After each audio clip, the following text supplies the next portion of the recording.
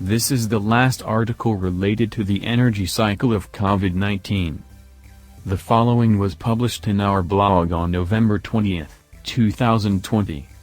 On August 20 we did our second analysis of the trend followed by COVID-19 and the Spanish flu. Our first article on the subject, calling it a pandemic, goes back to January 2020. From our August post, we were forecasting an increase of cases as soon as the positive planetary transits were ending between October and November, and we were going to start suffering the raw aspects of the virus. The energy does not stop from one day to the next, instead it dies gradually. Comparing with the Spanish flu of 1918, we are under much heavier energy transits overall, and we are going to witness the full power at the end of 2020 and during 2021's Q1. The spike that we are witnessing at this writing will continue going up, since there is no good energy around that can stop it. On December 14, the solar eclipse will complicate matters, since it has a hard aspect with Neptune, which rules sickness, deception and underhanded dealings. We should not expect great results from the vaccines. This energy will be increased on December 21 by the Great Conjunction in Aquarius. Aspects in January and February are adding more fuel to the fire, and if we consider that we will be in the middle of winter and flu season in the Northern Hemisphere, we complete the combo for a complicated situation. With all this energy active, prepare for lockdowns, travel restrictions and economic hardship. Time will tell. As you can see, the forecast was correct for the past months and what is happening now. As shown in the graph, we are currently under the influence of Jupiter and Saturn squaring Uranus. Beyond the impact on the energy cycle of the pandemic, this energy will dissipate in the coming months, and by the end of April, we should expect a considerable drop in the new cases reported.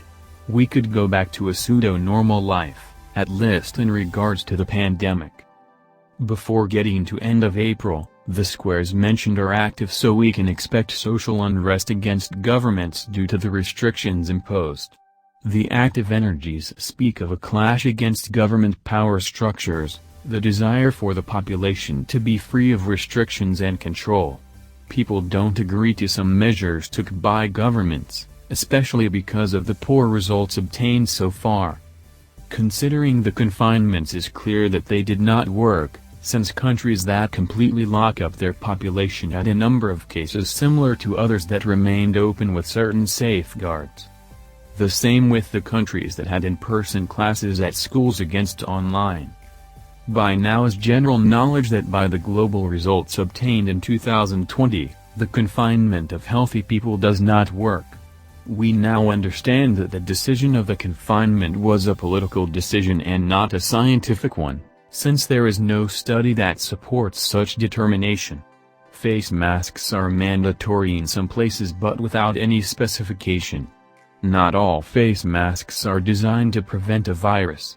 If you really want to avoid the virus when breathing, you should use the masks that are especially for that purpose, not just any face mask.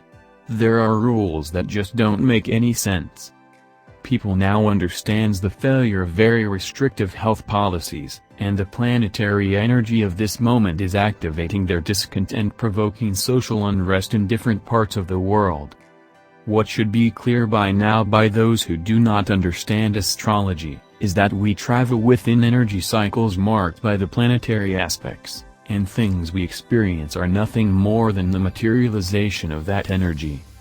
In case that there is still any doubt, please consider the Spanish flu of 1918, where more than 50 million people died.